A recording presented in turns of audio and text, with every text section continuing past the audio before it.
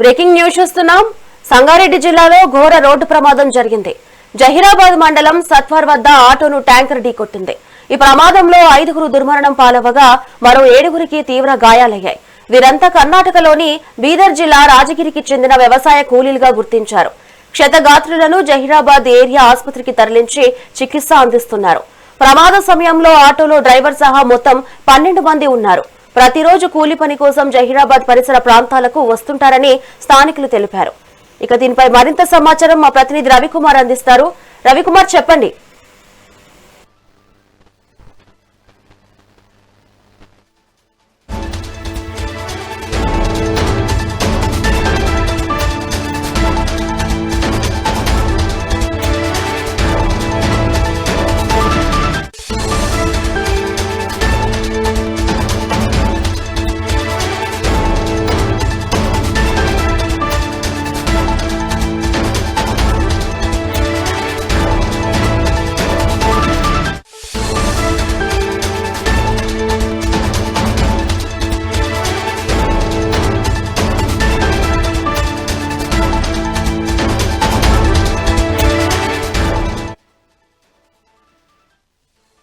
సంగారెడ్డి జిల్లాలో ఘోర రోడ్డు ప్రమాదం జరిగింది.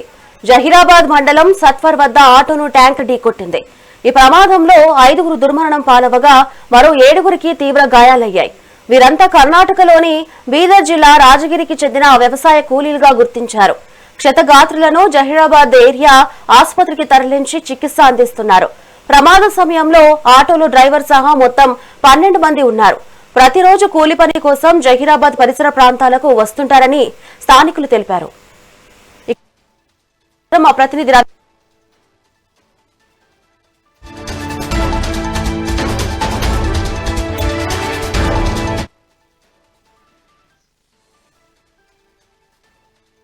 ఇక దీనిపై మరింత సమాచారం మా ప్రతినిధి రవికుమార్ అందిస్తారు.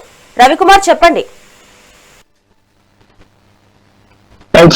ఏదైతే మన సంగారెడ్డి జిల్లా పరిధిలోని 65వ జాతీయ రహదారిపై నిన్న జరిగిన రోడ్డు ప్రమాదంలో దాదాపు 2 యాక్సిడెంట్లు అంటే 2 రోడ్డు ప్రమాదం సంబంధించిన 8 మంది మృతి చెందడం జరిగింది. దీంతో ఏదైతే జహీరాబాద్ మండలం సత్వార్ వద్ద ఇది ఆటోను వెనుక నుంచి ట్యాంకర్ బలంగా ఢీకొట్టడంతో ఈ యాక్సిడెంట్ జరిగింది.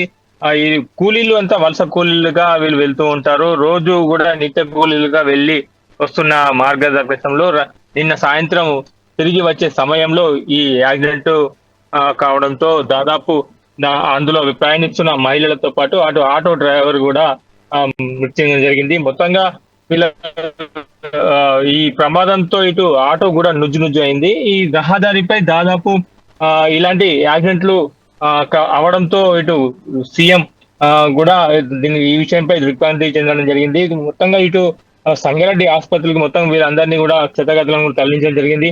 మృతులంతా కూడా కర్ణాటకలోని చెందిన వారు. వీళ్ళు కర్ణాటకలోని ఏదైతే మన రాజ్పూర్ గ్రామానికి చెందిన వారు వీరంతా కావడంతో వీళ్ళంతా తమ పనులు ముగించుకొని నిత్యం వెళ్తుంటారు. అది ఇది ఆటోలో ప్రయాణించడంతో ఈ ఆటోలో మొత్తంగా కూడా దాదాపు 10 మంది కూడా ప్రయాణిస్తున్నట్టు తెలుస్తుంది. మిగతా వాళ్ళకు కొన్ని క్షతగాత్రులు అందరినీ కూడా ఇటు ఆసుపత్రికి తరలించిన తర్వాత మిగతా 7గురు కూడా తీవ్ర గాయాలు పాలయ్యారు. వీళ్ళందరినీ కూడా ఆసుపత్రికి తరలించడంతో వాళ్ళకి చికిత్స కూడా మొదలు పెట్టడం జరిగింది.